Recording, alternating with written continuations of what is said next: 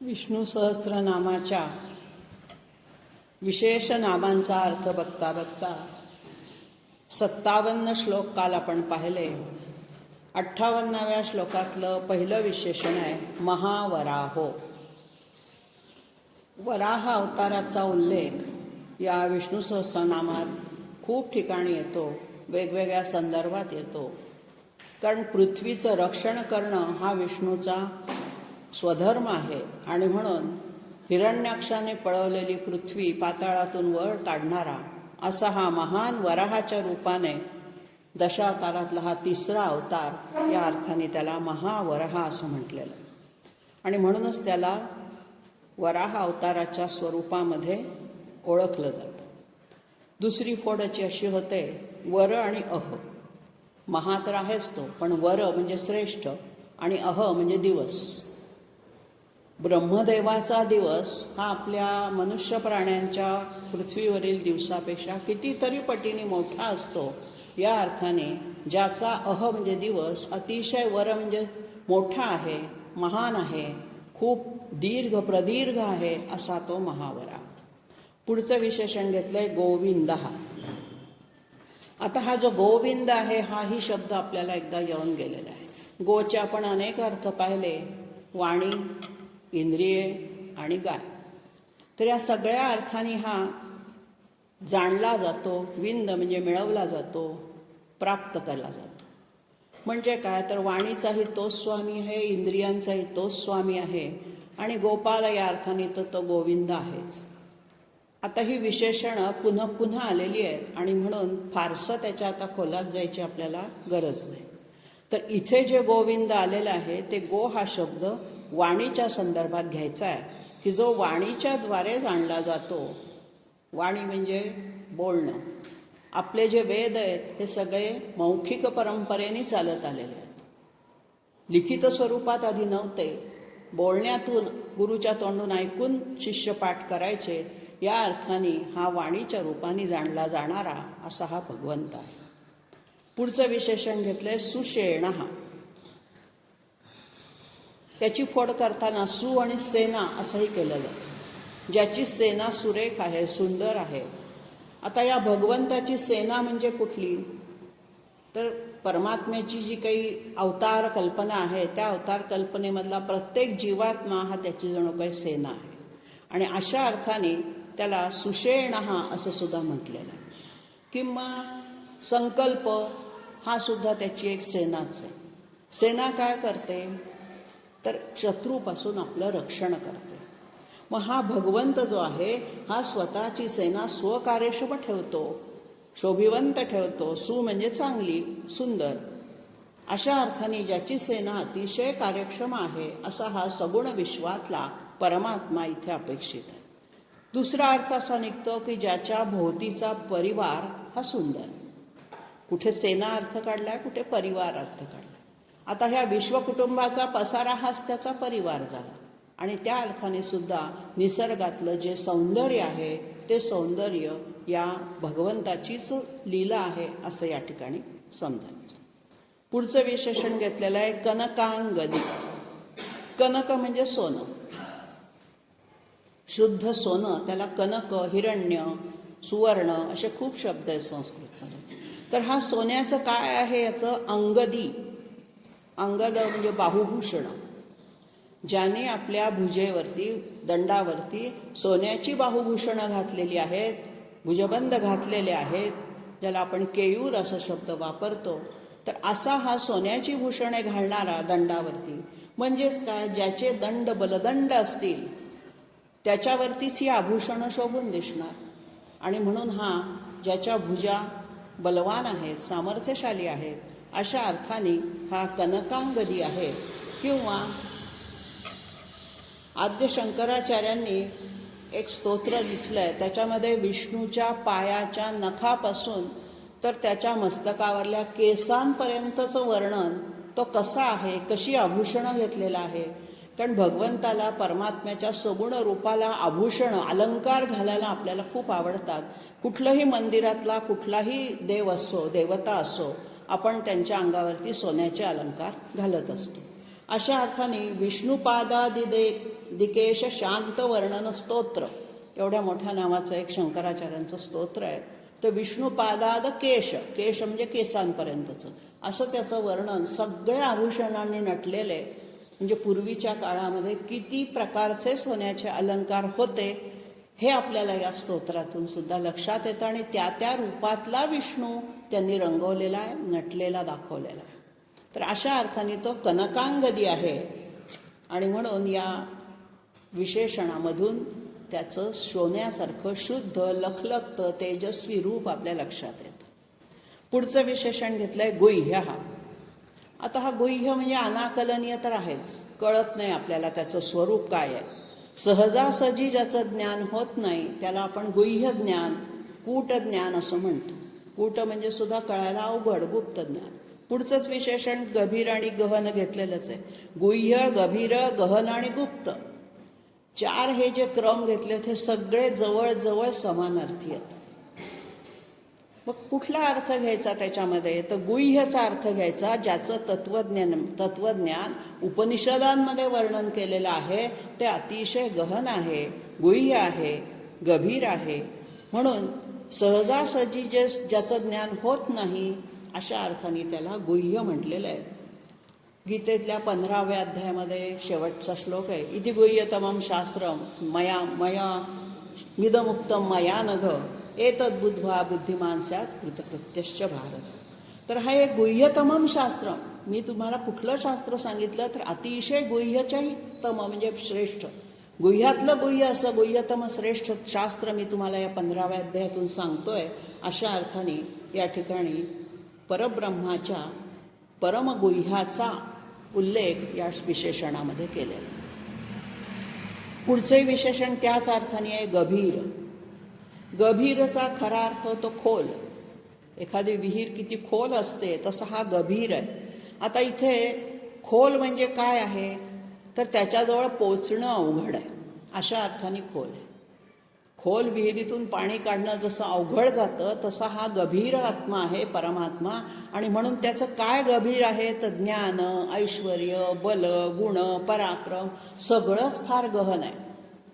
सगळंच समजायला सगळ्यापर्यंत पोचणंच अवघड आहे. अशा अर्थाने गुह्यसारखाच अर्थ गभीरचा, फक्त थोडासा अर्थ छटा बदलली आहे की जे उथळ नाही आहे, अतिशय घनगंभीर खोल आहे असं. पुढचं विशेषण आहे गहन. आता गहनचाही अर्थ तोच होतो, मिळवायला कठीण आहे, अवघड आहे. गहन तत्वज्ञान, तत्वज्ञानाला आपण गहन हे विशेषण वापरतोच. आणि म्हणून हे जे गहन आहे, गुह्य, गभीर, गहन आणि गुप्त, ह्या सगळ्याचा अर्थ, गुप्त म्हणजे पुन्हा तेच की जे वाणी, मन आणि इंद्रिय यांना कळत नाही, गोचर नाही, समजत नाही. मग इंद्रिय, मन आणि वाणी यांना न कळण्याच्या अशा ह्याच्या कोणत्या अवस्था आहेत, कोणत्या अवस्थेत तो असतो? तर जागृती, स्वप्न आणि सुषुप्ती ह्या ज्या 3 अवस्था आहेत, 3ही अवस्थांमध्ये तो असून सुद्धा आपल्याला जाणवत नाही. जागृतीमध्येही तो आपल्याजवळ आहे, सुषुप्तीमध्ये तर आहेच आहे आपलं प्राणरूपाने रक्षण करणारा, स्वप्नावस्थेत सुद्धा तो आपल्याला मन जे सक्रिय दाखवतो, ठेवतो, तोही तोच आहे. मग असं असून सुद्धा ज्याच्यामध्ये इंद्रिय, मन, वाणीला प्रवेशच करता येत नाही असं याचं गहन तत्वज्ञान, गहन स्वरूप, त्याच्या ज्या गहन स्वरूपामुळे आपल्याला तो अनाकलनीय होतो. आणि म्हणून मन, बुद्धी, इंद्रियांना कळण्याच्या पलीकडे असल्यामुळे याला गुप्त, गह्य असं म्हटलं आहे. गुह्यचा अर्थ गूढ, अव्यक्त करूया. गभीरचा अर्थ खोल, अथांग असं करूया. आणि गहन म्हणजे घनदाट, अभेद्य. जरा घनदाट अरण्याला आपण गहन अरण्य म्हणतो तसं त्याला घनदाट आहे, तो त्याच्या शिरताच येत नाही. आणि गुप्त म्हणजे अप्रकट, झाकलेलं. मग आता हे परमात्म्याचं ज्ञान कशाने झाकलं गेलेलं आहे तर अज्ञानाने आवृतम. आवृतम म्हणजे झाकलं. अज्ञानामुळे ते झाकलं गेलेलं आहे. अज्ञानामुळे ते आपल्याला दिसत नाही. ज्या वेळेला आपल्या अज्ञानाचं मळ, चित्तावरचा मळ दूर होतो त्यावेळेला हा ज्ञानाचा प्रकाश आपोआप आपल्याला दिसायला लागतो. त्यासाठी वेगळा प्रयत्न करावा लागत नाही. सूर्याला अंधार दूर करण्यासाठी वेगळा प्रयत्न करावा लागत नाही. सूर्य उगवला त्या क्षणी अंधार नाहीसा होतो. म्हणजे आधी अंधार नाहीसा करतो मग प्रकाश देतो असं नाही आहे. एकसमयावच्छेदे करून तो अंधाराचा नाश करतो आणि प्रकाश देतो. तसं हे ज्ञान आहे. एकसमयाच्छेदे करून आपल्या अज्ञानाचा पडदा दूर झाला की आपल्याला आत्मज्ञानाचा प्रकाश मिळाला. मग हे अज्ञान म्हणजे काय? तर आपल्यामध्ये असणारे कामक्रोधादी षड्रिपू, आपल्यामध्ये असणाऱ्या ज्या सगळ्या वासना, त्यांची जी बीजं एका जन्मातली नव्हे, अनेक जन्मातली बीजं आपल्या पुटं त्याच्यावर चढलेली आहेत आपल्या चित्तावरती. आणि त्या दृष्टीने आपण हे अज्ञानाने आवृत म्हणजे झाकले गेलेलो आहोत. आणि असा हा जो गुह्य गहन असणारा जो आहे, हा सूक्ष्मत्वात तद अविज्ञेयम दूरस्थम चांतिके च तत्, असं 13व्या अध्यायात भगवंतांनी म्हटलेलं आहे. म्हणजे तो दूरस्थ पण आहे, दूर पण आहे आपल्यापासून, आणि अतिशय जवळ पण आहे. पण तो का नाही जाणता येत? सूक्ष्मत्वात. तो अतिशय सूक्ष्म असल्यामुळे अविज्ञेयम, तो न जाणण्याजोगा आहे. शेवटचं विशेषण घेतलं आहे चक्र गदाधर. चक्र आणि गदा ही दोन विष्णूची आयुध आहेत, शस्त्र आहेत. आता हे जे सुदर्शन चक्र आहे, हे चक्र कशाचं प्रतीक आहे? तर मनतत्वाचं प्रतीक आहे. ते मन जसं चंचल आहे, सतत भ्रमण करतं, तसं हे चक्र सतत गोल गोल गोल गोल फिरत राहतं. आणि गदा जे आहे हे सामर्थ्याचं प्रतीक आहे. आणि म्हणून सज्जनांच्या रक्षणासाठी आणि दुष्टांच्या हलनासाठी जे सुदर्शन चक्र आणि गदा भगवंतानी हातात धारण केलेले आहे, ती जी गदा आणि शस्त्र जी त्याची दोन्ही आहेत, ती दोन्हीही आयुध त्याच्या हातामध्ये शोभून दिसत आहेत. आणि म्हणून श्री विष्णूच्या गदेचं नाव आहे कौमुदी. प्रत्येकाचा जसा शंख वेगवेगळा आहे, तसा प्रत्येकाच्या गदेचं नाव, भीमाची गदा वेगळी, कृष्णाची वेगळी, बलरामाची वेगळी. तर ह्या कृष्णाच्या का विष्णूच्या गदेचं नाव आपण म्हणूया कौमोदकी. कौमोदकी म्हणजे काय? कुमुद म्हणजे कमळ. जे चंद्रविकासी कमळ असतं त्याला कुमुद म्हणतात. ते अतिशय शीतल गुणधर्माचं असतं. तशी ही गदा दिसायला सामर्थ्याचं प्रतीक असली तरी सुद्धा त्याचा सौम्य प्रहार असतो, शांतपणे केलेला प्रहार असतो. भीमाच्या गदेसारखा तीक्ष्ण प्रहार त्याचा नसतो. तो खलनिग्रहणाय करतोच, दुष्टांचा निग्रह करण्यासाठी, त्यांना मारण्यासाठी त्याचा वापर करतोच, परंतु सांभाळून त्याचा वापर करतो. कुमुदी म्हणजे चांदणं पण होतं कौमुदी. तर या कौमुदीचा चांदण्याचा जसा प्रकाश मंद असावा, सौम्य असावा, शीतल असावा, तशी ही विष्णूची गदा आहे. त्याचा फारसा त्रास होत नाही. पण ज्यांना भीती वाटायची, ज्यांना धाक दाखवायचा, जसं आई मुलाला मारते पण बेदम नाही मारत, त्याला फक्त धाक बसावा इतकंच मारते, तशी ही परमात्मा माऊली आपल्याला या गदेच्या द्वारे फक्त धाक दाखवतीये की वाईट मार्गाला जाऊ नकोस, सन्मार्गावरून दूर होऊ नकोस. आणि म्हणून हे जे विष्णूला सुदर्शन चक्र शंकराकडून प्राप्त झालेलं आणि कौमुदीकडून हे जे गदा प्राप्त झालेली आहे, ही गदा ही बुद्धितत्वाचं प्रतीक आहे आणि चक्र हे मनतत्वाचं प्रतीक आहे. आपली मन आणि बुद्धी शरीरामध्ये तेच काम करत असते. आपल्याला वाममार्गाला जाऊ देत नाही आपली बुद्धी, आणि मनसुद्धा आपलं त्या ठिकाणी स्थिर करण्याचं काम गदा करत असते, बुद्धी करत असते. आणि अशा अर्थाने हे चक्र गदाधर विष्णूचं स्वरूप आहे. 59व्या श्लोकामध्ये पाहूया. पहिलंच विशेषण आहे वेधाः.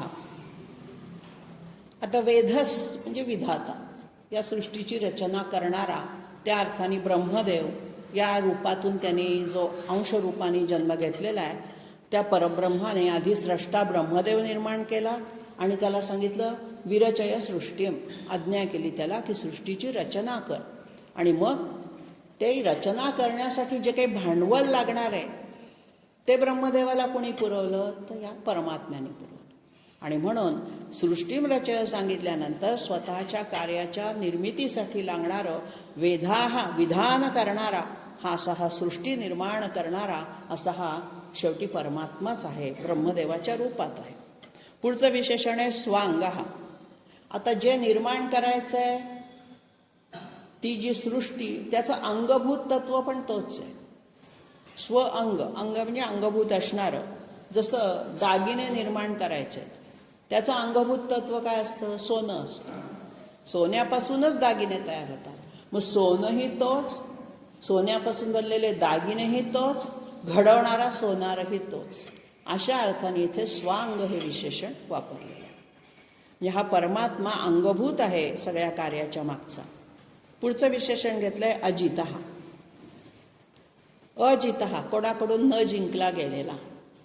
अर्थात परमात्म्याला अजेय अजित हे विशेषण आहेतच, कारण तो त्याला जिंकणं काही इतकं सोपं नाही आहे. साधा आपल्या मनाला आपल्याला जिंकता येत नाही, तर भगवंताला परमात्म्याला कुठून आपण जिंकणार.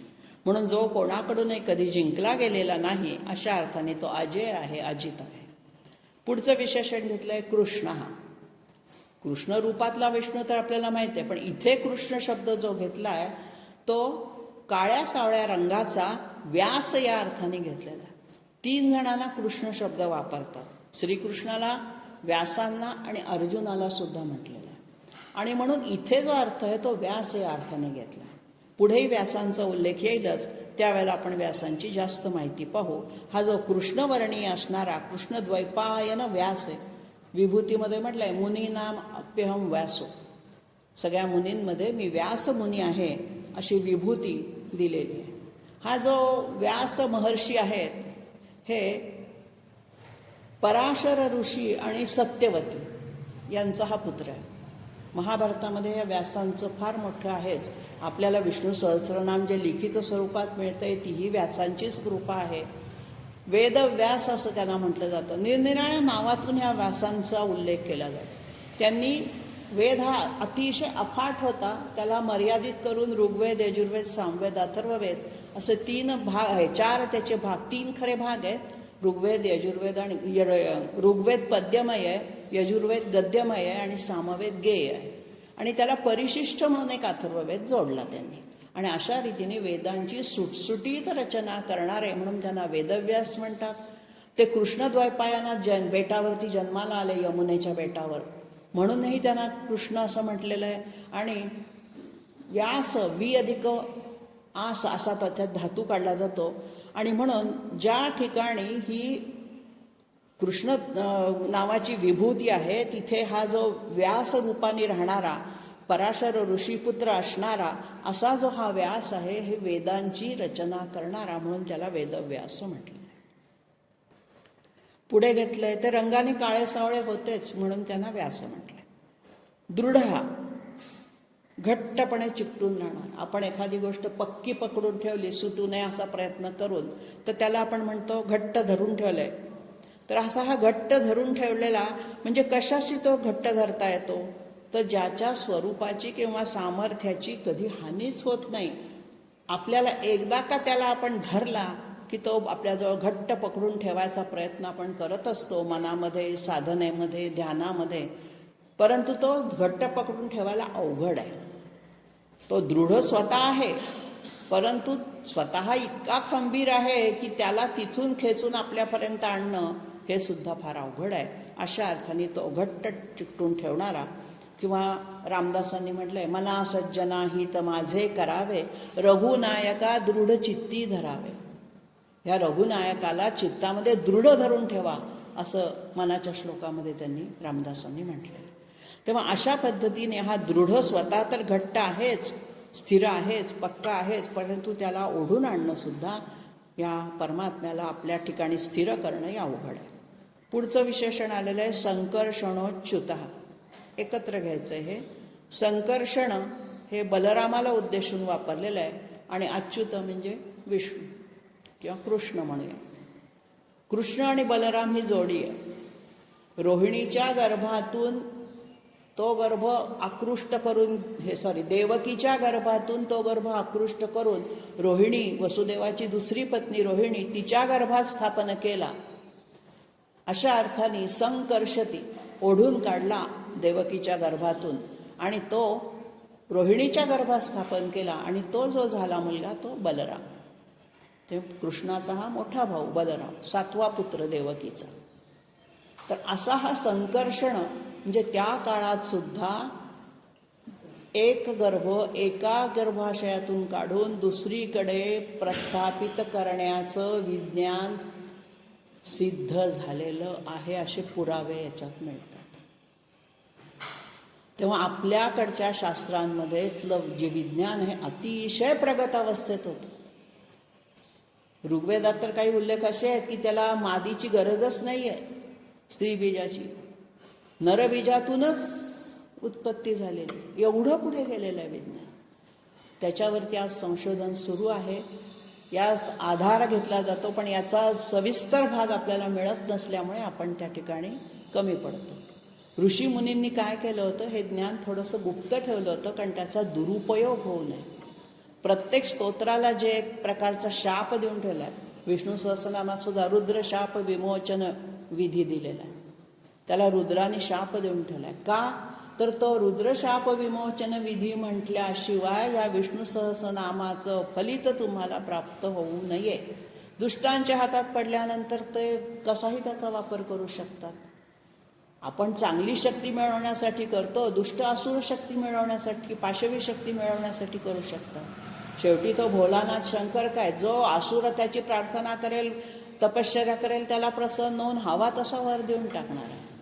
आणि म्हणून प्रत्येक स्तोत्रामध्ये हा संकर्षण आणि अच्युत जो आहे हा ओढून घेणारा, अशा अर्थाने संकर्षण बलराम आणि अच्युत म्हणजे कृष्ण किंवा विष्णू असं त्याचं स्वरूप केलेलं आहे. किंवा सृष्टीसंहाराच्या वेळेला सगळ्यांना आपल्यामध्ये तो ओढून घेतो, हे विश्वपट स्वतःमध्ये तो आकसून घेतो आणि गुंडाळून ठेवून देतो आणि मग हळूच नंतर पसरतो. अशा अर्थाने सुद्धा हा अच्युत म्हणजे विष्णू संकर्षण आहे. पुढचं विशेषण घेतलंय वरुणा. गीतेमध्ये वरुणो यादसामहम अशी विभूती सांगितली. यादस म्हणजे जलचर, पाण्यामधली जी सृष्टी आहे, जलचर सृष्टी, त्याला यादस असं संस्कृतमध्ये म्हणतात. तर ह्या यादसांमध्ये हा कोण आहे तर वरुण आहे. वरुण ही आपदेवता आहे, जलदेवता आहे. आपल्या नौसेनेचं जे बोधवाक्य आहे ते शम नो वरुण असं आहे. शम म्हणजे कल्याण करू, नहा म्हणजे आमचं. नौसेना म्हणजे पाण्यावरनं जहाजांची जी सेना आहे, त्यांचं बोधवाक्यच त्यांनी घेतलं गीतेतलं, शम नो वरुण. तर अशा या सगळ्या वरुण देवतेने आमचं कल्याण करावं, अशी ही जलाची देवता आहे वरुण देवता. आणि आणखीन एक त्याचा अर्थ असा निघतो की संध्याकाळच्या वेळेला ज्यावेळेला सूर्यास्त होतो त्यावेळेला तो जो आपली किरणं आवरून घेतो त्यालाही वरुण म्हटले गेले. हा वरुण जो आहे हा जसा पाण्याची देवता आहे तसा पापपुण्याचा न्यायनिवाडा करण्यासाठी परमात्म्याने त्याच्याकडे कामगिरी सोपवलेली.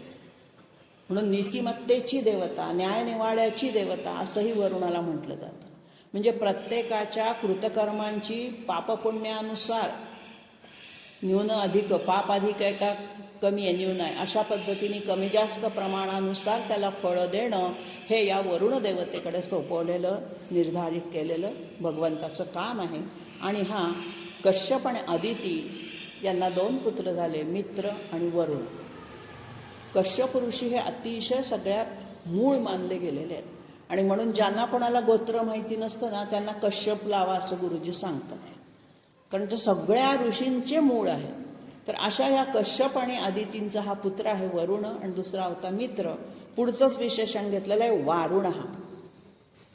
आता हा जो वरुणाचा मुलगा तो वारुण. आता वरुणाचा पुत्र अशा अर्थाने 2 आहेत, एक तर अगस्ती आणि वसिष्ठ. मित्रावरुणांची शक्ती एकत्र आली, मित्र आणि वरुण देवतेची. आणि म्हणजे कश्यप आणि अदितीचे पुत्र जे मित्र आणि वरुण, त्यांच्यापासून अगस्ती आणि वसिष्ठ ऋषी निर्माण झाले. यांचा उद्भव जो आहे तो असा जन्म झालेला नाही आहे अगस्ती किंवा वसिष्ठांचा. ते एकदम असे जलामध्ये कमळामध्ये उभे असलेलेच सगळ्यांना दुष्टोत्पत्तीस आलेले आहेत. आणि म्हणून महर्षी अगस्ती वसतीवरी नावाच्या एका यज्ञकुंभामधून यांचा जन्म झाला असंही कुठे उल्लेख आहेत, आणि कुठे जलकुंभातून आले असाही उल्लेख आहे. तेव्हा हे वारुण म्हणजे वरुणाचे पुत्र, वरुण आणि मित्र दोघांचे हे अगस्ती आणि वसिष्ठ. अगस्ती हे वरुणाचे आणि वसिष्ठ हे मित्राचे. पण ती मित्रा वरुण देवता एकत्र, जशी अश्विनी कुमार 2 म्हणून एकत्र देवता आपण पूजतो तशी ही मित्रा वरुण देवता एकत्र आहे. पुढचं विशेषण घेतलंय वृक्ष. आता ही वृक्ष योनी तर आपल्याला माहितीच आहे. परमात्मा हा श्रेष्ठ वृक्ष आहे, संसार वृक्षाची निर्मिती करणारा. अशा अर्थाने 15व्या अध्यायाची सुरुवातच आहे. ऊर्ध्वमूल मधशाखम अश्वत्थम प्राहुर. म्हणजे अश्वत्थ सर्व वृक्षाणाम, सगळ्या वृक्षांमध्ये मी विभूतीने अश्वत्थ वृक्ष आहे. अश्वत्थ म्हणजे पिंपळ. ह्या पिंपळाच्या वृक्षाला अतिशय पवित्र मानलेलं आहे. आपल्याकडे काही वृक्ष जे आहेत त्यांचे औषधी गुणधर्म आपल्याला ठाऊक नाहीत, आयुर्वेदामध्ये ते सांगितलेले आहेत. अशा अर्थाने वड, पिंपळ ह्या अतिशय औषधी वनस्पती मानलेली आहे. आणि म्हणून अश्वत्थाला प्रदक्षिणा घालायच्या, कारण त्याच्यातून प्राणवायू खूप प्रमाणामध्ये उत्सर्जित होत असतो. असंही तुळसही तेच आहे, 24 तास प्राणवायू उत्सर्जित करते ती, कार्बन डायऑक्साईड लागतच नाही तिला. अशा अर्थाने सुद्धा तिथे वृक्ष ही योनी जी आहे ही वृक्षाप्रमाणे जो भगवंत स्थिर आहे, परमात्मा ज्या ठिकाणी वृक्षाच्या रूपामध्ये आपल्याला सापडतो, दिसतो, बीजांकुरातून बीज देखील आपण जे म्हटलं की त्या बीजामध्ये दुसऱ्या फळातल्या बीजाचं रूप आपल्याला पाहता आलं पाहिजे, असा हा परमात्मा व्यापक आहे. आणि म्हणून त्याला पुढे म्हटलंय पुष्कराक्ष. पुष्कर म्हणजे कमळ, कमळासारखे डोळे, पद्माक्ष, पुष्कराक्ष, बऱ्याच ठिकाणी हे विशेषण येऊन जातं. तर ह्या पुष्कर म्हणजे सरोवरामध्ये उमलणारी जी कमळं असतात ती अतिशय सुरेख, सुंदर, नाजूक असे ज्याचे डोळे आहेत आणि खूप उत्फुल्ल, म्हणजे त्याला खूप पूर्ण उमललेलं कमळ, त्याला पुष्कर म्हणतात. कमळाला खूप नावं आहेत, पण प्रत्येक नावाचा अर्थ वेगवेगळा आहे. पद्म आणि कुमुद यात फरक आहे. पद्म सूर्यविकासी तर कुमुद चंद्रविकासी, तसे रंगाचे पण काही असतात फरक. तर हा जो पुष्कर आहे हा हृदय कमलासारखी उपमा दिलेली आहे. तर या आपल्या हृदय कमलामध्ये जो चित स्वरूपाने प्रकाशित होतो, डोळा काय करतो, आपल्याला प्रकाश दाखवतो. म्हणून हा पुष्कराक्ष रूपी जो कमळाच्या डोळ्यांसारखा, कमळासारखे ज्याचे डोळे आहेत, असा हा जो परमात्मा आहे, हा आमच्या हृदय कमलामध्ये जर आम्ही आणला, धरून ठेवला, पकडायचा प्रयत्न केला, क्षणिक काल त्याचं ध्यान केलं, तर तो आपल्याला चित स्वरूपाचा प्रकाश दाखवतो. असंही अंतर्चक्षुला हा प्रकाश दिसतो, साध्या या आपल्या चर्मचक्षूंना तो दिसत नाही. त्याच्यासाठी दिव्य अंतर्चक्षू असावे लागतात, तेव्हा तो दिसतो. शेवटचं विशेषण घेतलेलं आहे महामनाः. महत्मनः यस्य सः, ज्याचं मन खूप मोठं आहे, उदार आहे. आता ह्याचं सगळंच मोठं आहे, मन मोठे, डोळे मोठे, स्वभाव, मन उदार आहे, सगळंच उदार आहे. मग आता हा उदार अंतःकरणाचा म्हणजे काय? तर उदार अंतःकरणाचा याचा अर्थ भक्तांवरती उदारपणाने सगळ्या गोष्टींचा वर्षाव करणार, लौकिक कामनांचा नव्हे. ज्या आध्यात्मिक कामना आहेत, उन्नतीच्या वेळेला ज्या मागण्या मागितल्या जातात, आध्यात्मिक उन्नतीसाठी जो प्रयत्न करतो, त्याच्यावरती हा महामनाने, महान उदार अंतःकरणाने त्यांना देत असतो. आणि क्षमाही उदार अंतःकरणाने करतो. क्षमा करण्यासाठी सुद्धा मनाची उदारता, मनाचा मोठेपणा लागतो. समोरच्यानी जर एखादी चूक केली आणि त्याने जर आपली क्षमा मागितली, तर आपली तेवढी पातळी पाहिजे त्याला क्षमा करण्याइतकी. आपण माफ करतच नाही कोणाला, सतत ते गोष्ट आपल्या मनामध्ये धरून ठेवतो. तसा हा नाही आहे. कितीही दुष्ट लोकांनी दुष्टपणा केला तरी त्यांना उदारपणे माफ करतो. कंसाची जशी 100 पातकं कृष्णाने माफ केली, जाऊ दे जाऊ दे, वाट पाहिली, हा सुधारतोय का? उदार अंतःकरणाचे येते. शेवटी मग 101व्या पापाचा घडा भरल्यावर मग, म्हणून आपणही म्हणतो अजून त्याचा पापाचा घडा भरायचा आहे, तोपर्यंत हा भगवंत क्षमाशीलच असतो, उदार मनाचाच असतो. आणि म्हणून आपल्याला भगवंताची भीती बाळगायची नाही, भीतीयुक्त प्रेम नको आहे. भगवंताचं प्रेम हे सहज उत्पन्न झालेलं पाहिजे, प्रसन्नतेतून आलेलं पाहिजे, भीतीतून आलेलं नको. कर्मकांड करताना भीतीने केलं जातं. कुलदेवीचा कोप झाला तर काय करायचं, या भीतीने मी कुळधर्म करतो, असं नाही. ती कोपणार नाही आहे. तुम्ही तिची प्रेमाभावनेने जर आळवणी केली, प्रेमभावनेने जर तिचं सगळ्या सोपस्कार केले, तर ती तुमच्यावर प्रसन्नच राहणार आहे. अशा अर्थाने हा महामनाः, ते म्हटलं जातं ना, अपराध माझे कोट्यानुकोटी, मोरेश्वरावा तू घाल पोटे. सगळे तो पोटात घालायला तयार आहे, असा तो उदार अंतःकरणाचा. 60व्या श्लोकामध्ये भगवान असं पहिलं विशेषण घेतलं. आता हा भगवान म्हणजे काय? भगचा अर्थ आहे ऐश्वर्य. मग या भगवंताजवळ कशाचं ऐश्वर्य असतं? तर धर्म, यज्ञ, श्री, शोभा, सौंदर्य, ज्ञान आणि वैराग्य, षडैश्वर्य, 6 ऐश्वर्याचे प्रकार सांगितले. आणि म्हणून हा षडैश्वर्य गुणसंपन्न असा हा भगवान आहे. वत आणि मत प्रत्यय संस्कृतमध्ये त्या गोष्टींनी युक्त असणे असा अर्थ दाखवतात. श्रीमत त्याचा आपण श्रीमान करतो, तसं भगवत मूळ शब्द आहे, त्याचं आपण केलं भगवान प्रथमा विभक्ती. तेव्हा हा संपूर्ण ऐश्वर्य, धर्म, यश, इथे धर्म म्हणजे धर्माचरण असा अर्थ घ्यायचा. श्री, शोभा, सौंदर्य, ज्ञान आणि वैराग्य सगळंच त्याच्यामध्ये 6 या 6 भग म्हटलं गेलं. आणि हे 6 भग ज्याच्यावर जवळ आहेत तो भगवान. आणि हे 6ही भाव जे आहेत हे काय करतात? भूतांची उत्पत्ती, प्रलय, येणं जाणं, विद्या अविद्या या सगळ्या गोष्टींवरती त्याचं नियंत्रण असतं. अशाही अर्थाने त्याला भगवान म्हटलेलं आहे. हा भगवत पदाच्या पात्रतेचा एक त्या उच्च कोटीचा फक्त परमात्माच आहे. म्हणून भगवान फार कोणाला असं आपण म्हणत नाही. भगवान हा शब्द हा परमात्म्यालाच लावला जातो. परमेश्वर म्हणू, ईश्वर म्हणू, परंतु परमात्म्याला भगवान हे फार उच्च कोटीचं विशेषण इथे लावलेलं आहे. तो जो षडैश्वर्य संपन्न आहे असा. पुढे म्हटले भग, हा बरोबर विरुद्ध अर्थ घेतला.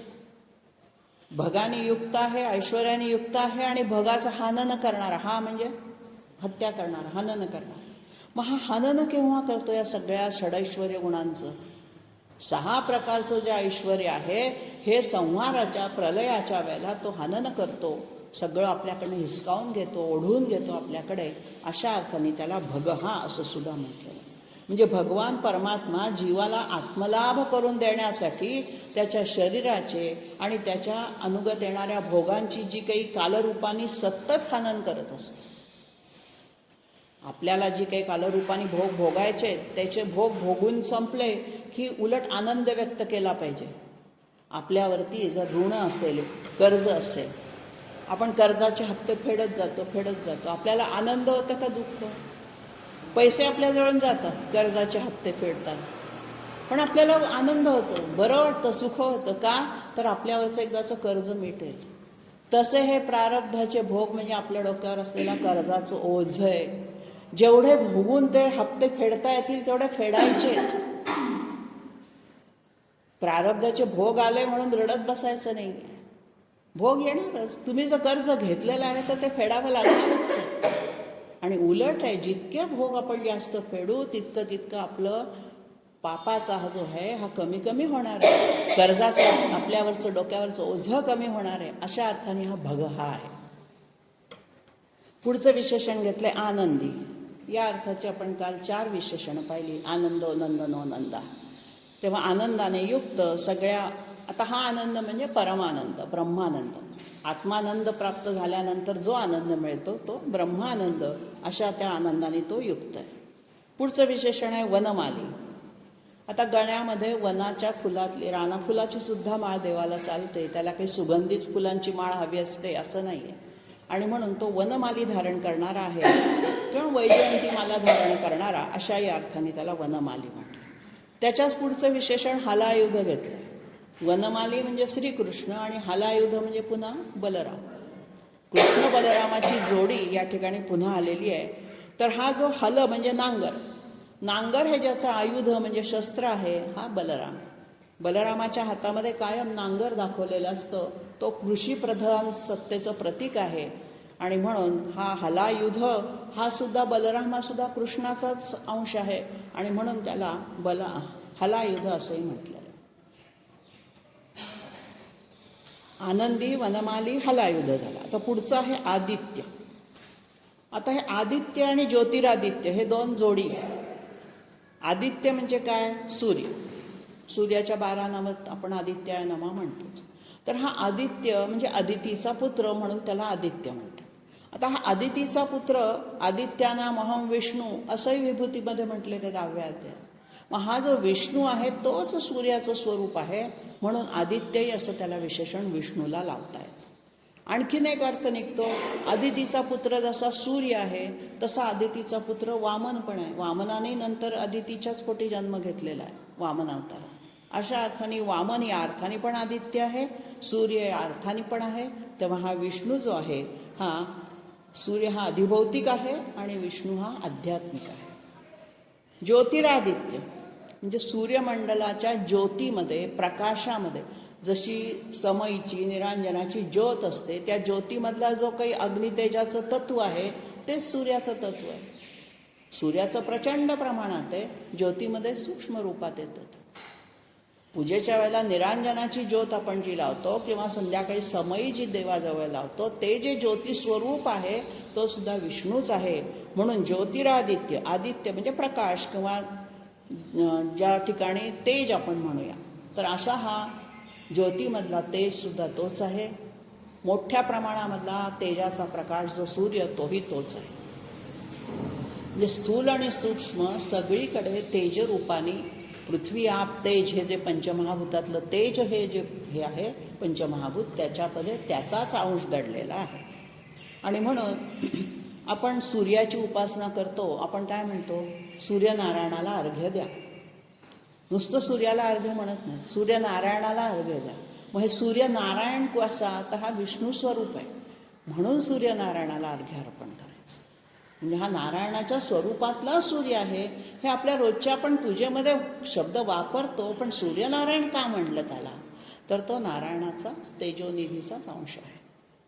पुढचं विशेषण घेतलंय सहिष्णू. आता हा सहिष्णू म्हणजे आपल्याला हा या अर्थाने येऊन गेला आहे, दुष्टांच्या सगळी गोष्टी सहन करतो, भक्तांचंही सगळं वागणं सहन करणारा, अशा अर्थाने. आणखीन 16व्या श्लोकामध्ये आपण सहिष्णू जगदादी ज्यामध्ये हे विशेषण येऊन गेलेलं आहे. विष्णू सहस्रनामाचा जो 16वा श्लोक होता त्याच्यात आलाय सहिष्णूर जगदादिजा आणि इथे आलाय सहिष्णूर गतिसत्तम. तर थोडासा अर्थाचा फरक येतो. गतिसत्तमाला जेव्हा सहिष्णू जोडलंय आणि जगदादिजाला सहिष्णू जोडलंय, तिथे थोडासा फरक जातो. तर सहिष्णूर जगदादिजामध्ये जगताचं आदिबीज हे सहिष्णू आहे आणि इथे म्हटलंय सहिष्णूर गतिसत्तम. गती म्हणजे काय? मरणोत्तर आपलं जाण्याचं जे गंतव्यस्थान जिथे आपण जातो त्याला म्हणायचं गती. मग यातली सगळ्यात श्रेष्ठ गती कोणची? परमात्म्यापर्यंत जाण्याचं स्थान आहे श्रेष्ठ गती. आणि अशा अर्थाने सत्तम म्हणजे उत्तम. पुढचं जे विशेषण आहे गतिसत्तम, सहिष्णू आणि गतिसत्तम एकत्र घेतलेले आहे त्याने. हा गतिसत्तम आहे म्हणजे काय? याची गती सत्तम म्हणजे उत्तम आहे.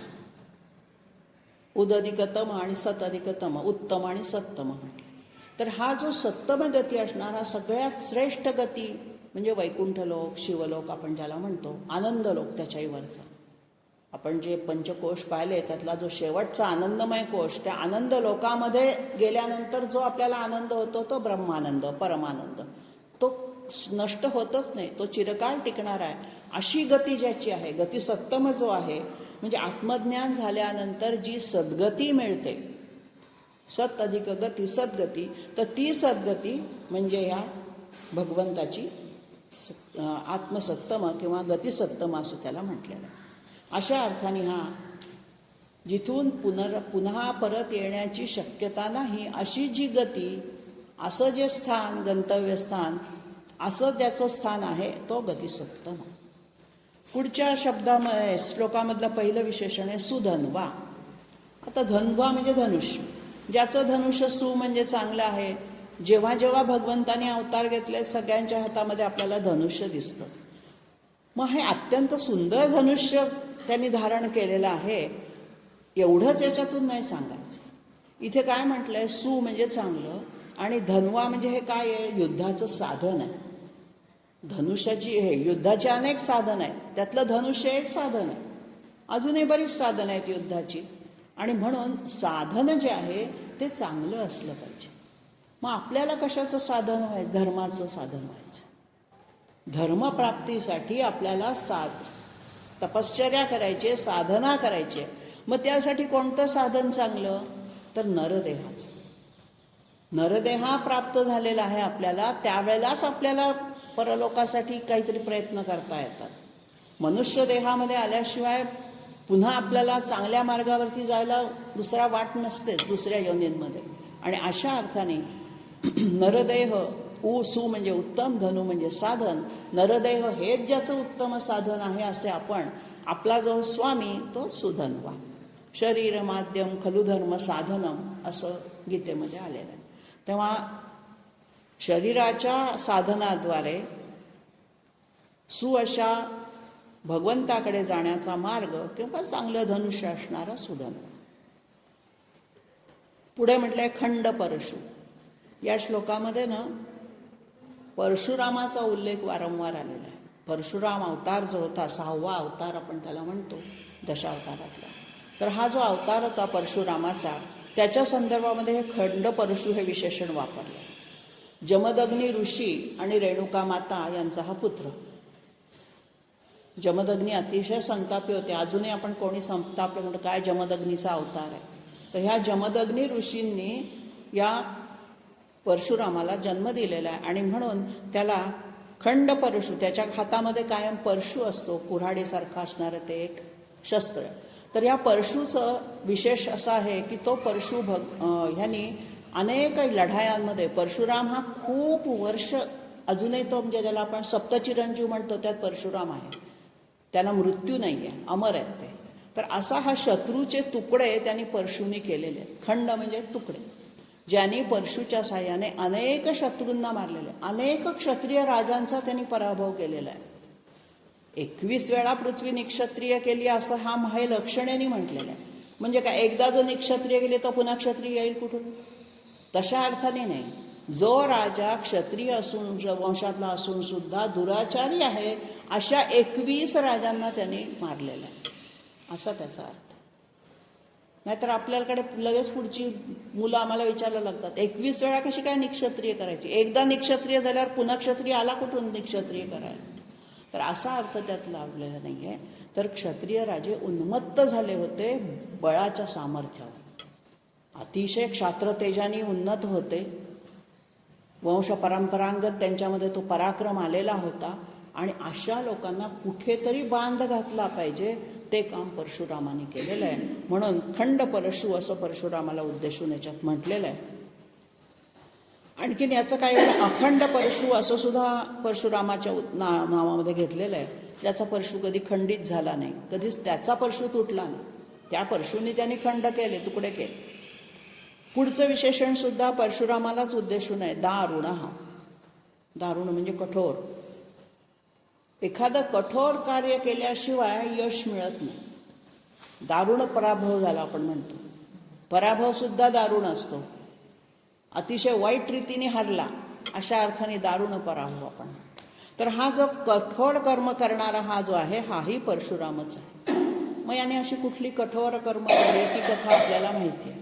परशुरामाने आपल्या वडिलांच्या सांगण्यावरून, जमदग्नी ऋषींची पत्नी रेणुका ही नदीवरती यज्ञीय हवनासाठी लागणारं शुद्ध जल घ्यायला गेली असताना तिला उशीर झाला यायला, म्हणून जमदग्नी संतापले. आणि ती परत आल्यानंतर या जमदग्नीना 5 मुलं होती, 5वा हा परशुराम. पहिल्या 4ही मुलांना त्यांनी मोठ्याला बोलून सांगितलं, दुसऱ्याला बोलून सांगितलं की आईचा शिरच्छेद कर. ते घाबरले, आईचा शिरच्छेद करायला कुणीही तयार झालं नाही. शेवटी वेळ आली परशुरामाला बोलवण्याची.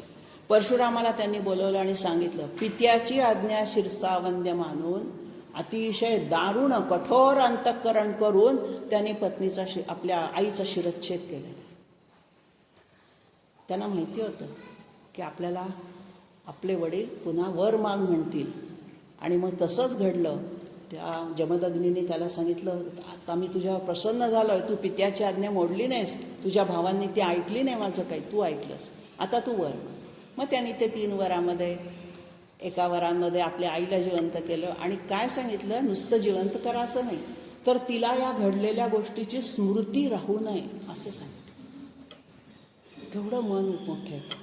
आणि दुसऱ्या वराने आपल्या भावांना जिवंत केलं, तिसऱ्या वराने स्वतःसाठी. अशा पद्धतीने हा सगळा कठोर दारुण पराक्रम करणारा, दारुण घटना करताना, कुठलीही गोष्ट करताना कुठेही मागे न हटणारा असा हा परशुराम या दारुण रूपातून, निरनिराळे जे विष्णूचे अवतार आहेत त्याच्यामधला हा परशुराम अवतार आहे.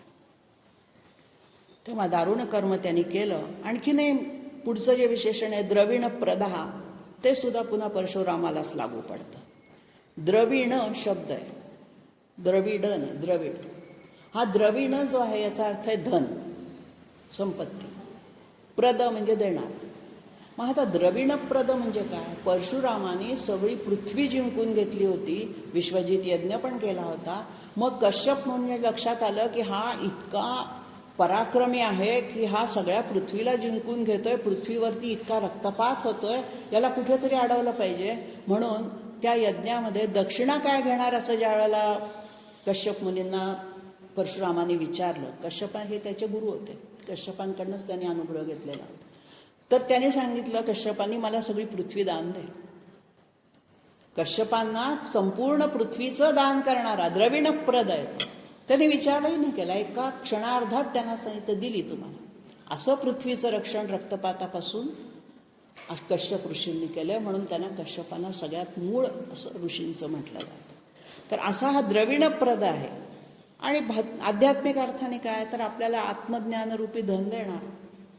सगळीकडे आध्यात्मिक अर्थ काढता येतो. धन म्हणजे काय, आपल्याला पैसा नको आहे, आपल्याला काही पृथ्वी नको आहे. तर आपल्याला जे धन हवं आहे ते म्हणजे आत्मज्ञानाचं अक्षय टिकणारं धन आपल्याला तो देतो विष्णू. पुढचं विशेषण आहे दिवस्फुक. दिव्य म्हणजे स्वर्ग, स्वर्गाला स्पर्श करणारा. आता स्वर्गापर्यंत ज्याची पोच आहे, जो हात लावून त्याला स्पर्श करू शकतो, अंतराळापर्यंत ज्याची व्याप्ती आहे, तो परमात्माच आहे. त्या परमात्म्याची व्याप्ती सगळीकडेच आहे. आणि म्हणून अशा या परमात्म्याला दिविस्पृक असं सुद्धा म्हटलेलं आहे.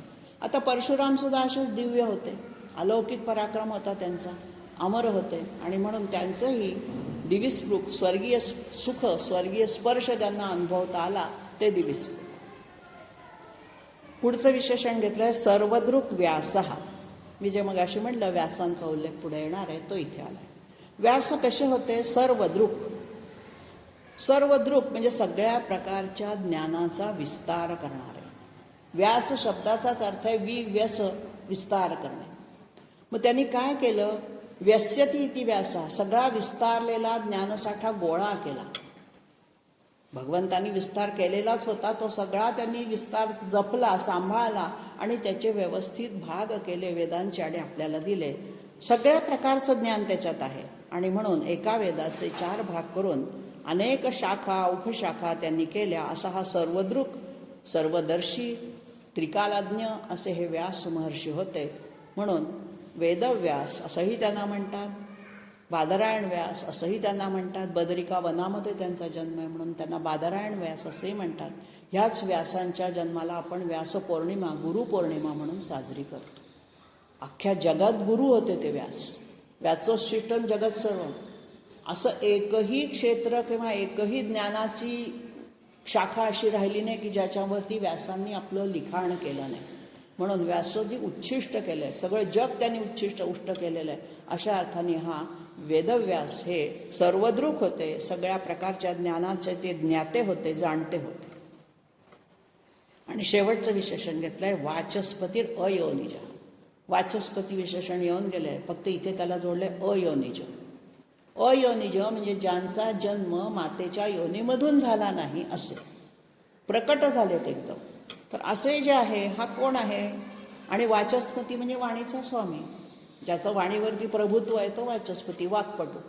तर अशा अर्थाने हा वाणीचा स्वामी असणारा ब्रह्मणस्पती किंवा आजचा गणपती. गणपतीचा उल्लेख वेदामध्ये गणपती म्हणून येत नाही, ब्रह्मणस्पती म्हणून येतो. अथर्वशीर्षामध्ये सुद्धा ब्रह्मणस्पती सूक्त आपण बघतो त्याच्यात. तर असा या ब्रह्मणस्पती हा अयोनिज होता आणि म्हणून तो वाचस्पती होता, वाणीचा पती होता. आणि त्याचं स्वरूप काय आहे? तो ओंकार. ओंकार प्रधान रूप गणेशाचे आपण म्हणतो. तर हा जो गजानन, गणपती, वाचस्पती, ब्रह्मणस्पती हा अयोनिज आहे आणि तो सगळ्यांवरती आपल्या वाणीचं प्रभुत्व किंवा सगळ्यांना वाणीची शक्ती देणारा असंही म्हणूया. म्हणून त्याला ओंकारामध्ये आणलंय. ओंकार हे वाणीचं पहिलं रूप आहे. शब्द जोपर्यंत नव्हते तो पहिला शब्द जो उमटला तो ओम हा आहे. आणि म्हणून या ध्वनीला, या शब्दाला, ओंकाराला वाचस्पती उदारधी असंही म्हटलं आणि वाचस्पती अयोनिज असंही म्हटलेलं आहे. तेव्हा या एकाक्षर ब्रह्माला, ओमला विष्णूचं स्वरूप मानून या संबंध विशेषणांमधून विष्णूची जे अवतार आहेत त्या सगळ्या अवतारांची माहिती दिलेली आहे आणि सगळ्या अवतारांमधून त्याचं जे मूळ रूप विष्णूचं स्वरूप तेही सांगण्याचा प्रयत्न आहे.